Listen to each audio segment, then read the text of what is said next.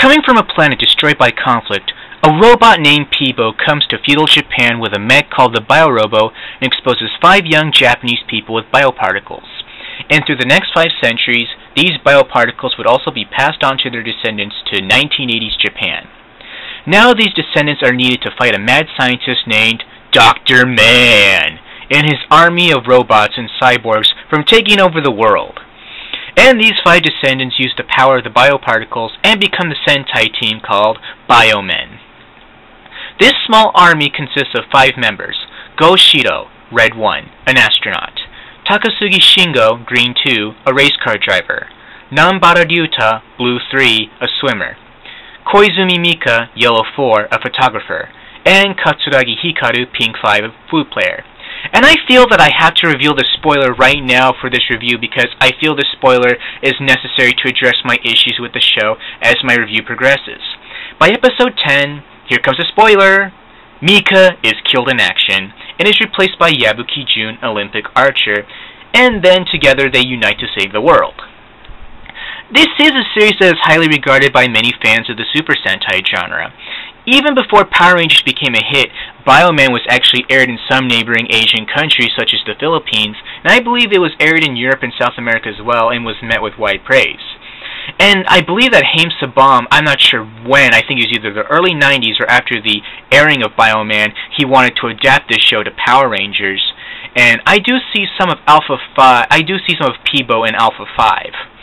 I agree with what has been praised about this series, but is by no means perfect, nor do I see it as the ultimate Sentai series that some of the fans make it out to be. But of course, I can understand why they feel that way. But hey, this is my review, damn it. But what I do like about this series is that there is a story that is always moving. Yes, Sentai in general is very formulaic with its episodes, and Bioman is no different. But the series does an excellent job in giving the viewer an idea that is trying to go somewhere, and it does have a major direction. The villains are very active and are always plotting something, and the Biomen are there to immediately counterattack. Yes, it is repetitive to some degree, but in some episodes, they're always doing something different and productive. The villain cast I really liked a lot, and Dr. Man and his minions are now one of my top favorites in terms of Sentai villains. Yes, Dr. Man's makeup and his getup is really cheesy by today's standards, but I do believe in the saying it's not the clothes that make the man, it's the man that makes the clothes, and the actor who plays him does such a good job of really bringing life to that cheap-ass getup he wears. His voice, his posture, his emotionless face, his cold stare, it just really makes you convinced that he's not human, and the other villains do a decent job at this as well, but not to the extent that Dr. Man's actor did.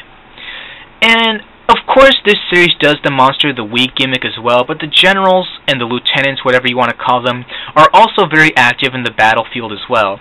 In most Sentais I've seen, which is mostly from the 90s, the generals and lieutenants of the main bad guys tend to fight the team every 5 to 15 episodes. But in Bioman, one of them will always, Mason, Farah, Monster, they will always be fighting with the Monster of the Week, which I thought was really cool, and really makes them more threatening. Another thing is when they fight the monster, when the Bioman destroy him, he does not automatically, turn to a giant. Instead, Dr. Man sends a new monster that's already a giant as a plan B, and the Bioman use their mech and, they fight it. Yes, I do praise it for being story-centric, but it lacks being character-driven. The series does an excellent job of disguising itself as, tabula rasa, but the team isn't supposed to be that. The team consists of regular Joes and Janes who really shouldn't be in this situation, and they are not trained to be in this situation. The tabula rasa approach works well with O-Ranger and Jew-Ranger because they were soldiers to begin with and they were trained to do this. The Biomen are in their situation because they were forced by predestiny. The characters come from diverse backgrounds, and I felt that it wasn't explored enough throughout this series. But I felt this approach was done for the right reasons, and it has to do with Mika's death. And, another personal social theory of mine. Even though Mika dies by episode 10, she was the character that didn't want to join the team because she wanted to pursue her own thing, but realizes if she doesn't join the team, the world will be destroyed and she wouldn't be able to pursue her own dreams. And I felt if she stayed throughout the series, I felt she could have been something of a Yuki guy of the series who was always causing some sort of internal conflict and makes the team themselves reevaluate what they're doing. They're regular people and not soldiers, and the Bioman, to me, they act too much like soldiers when they're not. The characters do take their responsibilities very seriously and do work hard. Shingo himself can't stand it when he fails and when he makes a small mistake, and he's a perfectionist. I do feel that they have personal traits that are admirable, and they all stand out in their own way. But I feel as human beings, the characters aren't really developed or fleshed out.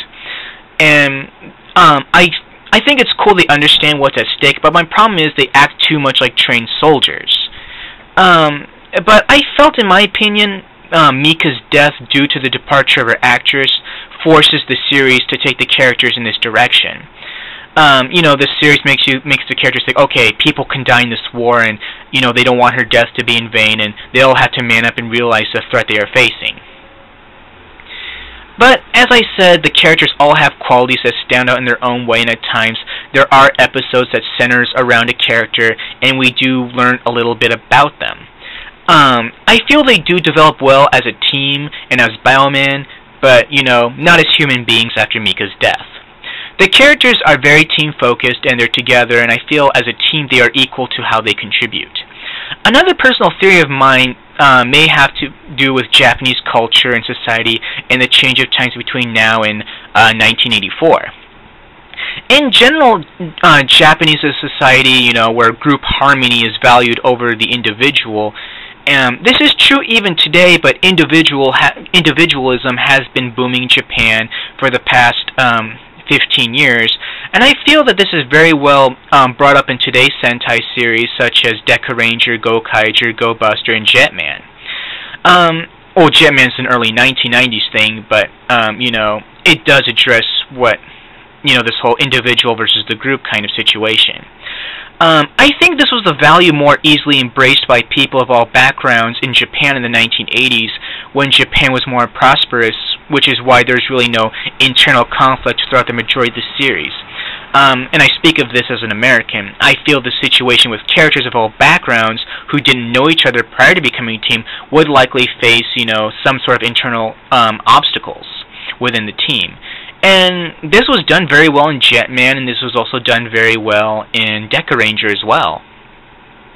The series is dark in tone for the most part, with some comedy. The comedy is forced on Monster, one of Dr. Man's generals. He's big and strong, looks like one mean motherfucker, but what he has in size and strength, he lacks in brains and tends to be clumsy. I felt those qualities weren't really that consistent with the atmosphere of Dr. Man, but I do need to take into account this is a show for children, so humor is necessary. But other than that, I leave the story and characters at an 8.5 out of 10. The action is pretty consistent and is straight to the point and very fast-paced.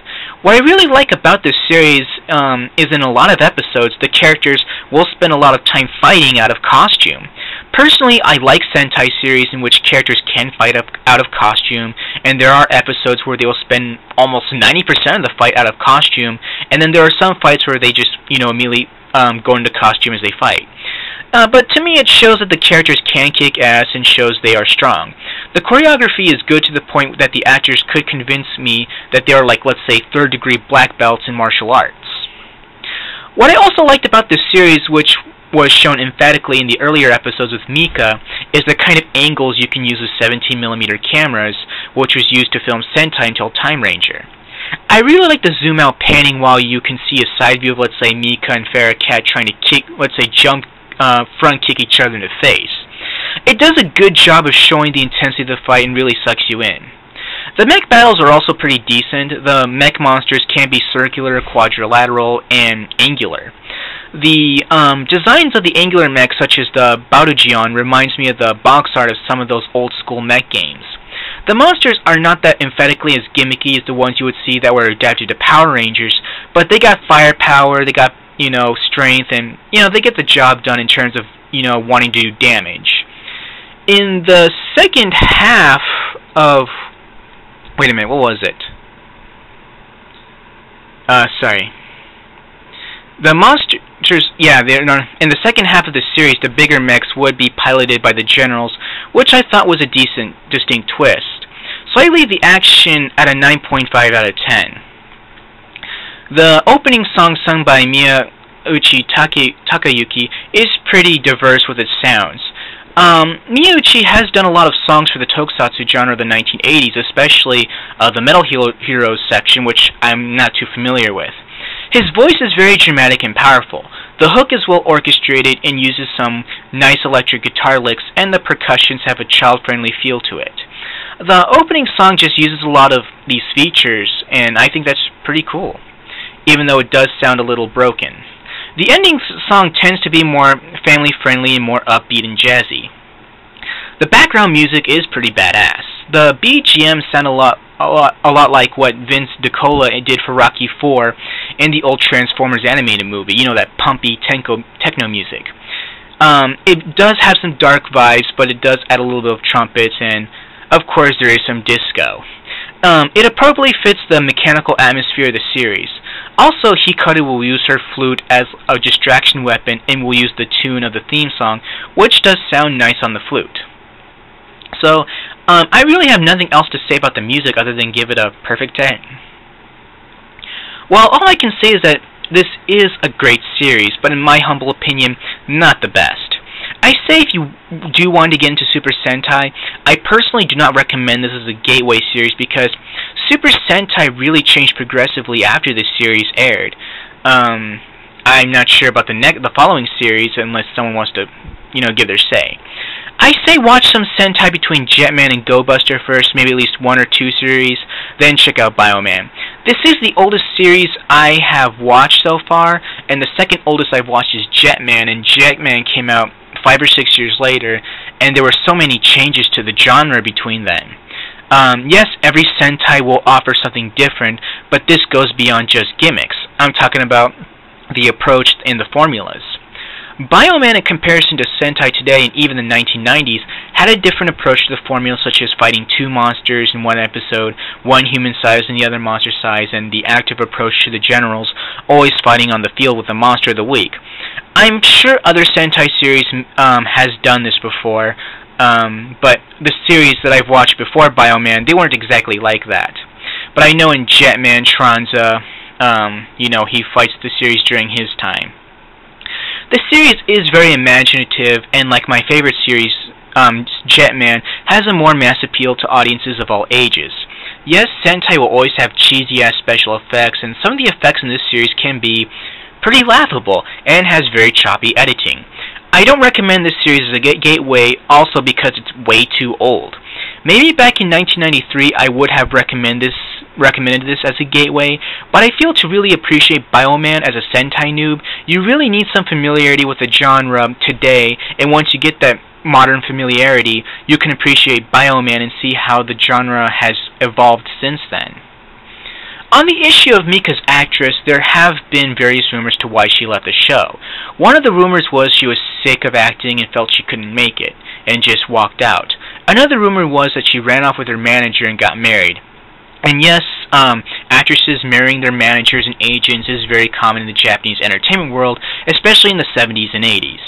But I also heard she was working as a bartender at the time, and she showed up late to a shooting, and that got her fired. But I really heard the studio wanted to keep her, and that she was good friends with the actress who played Farakat, and they actually sent her to her house to plead her to stay on.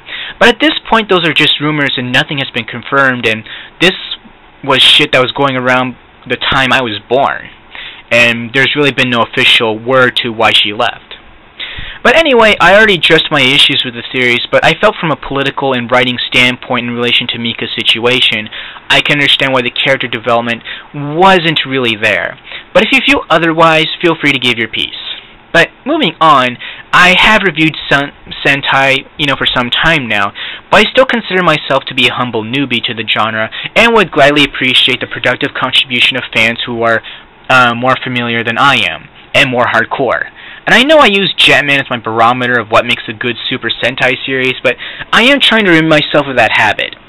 I know there are people who think Jetman are overrated, and I feel that they have the right to say that, but I'm sure those people who make those comments on this video may have seen more Sentai than me.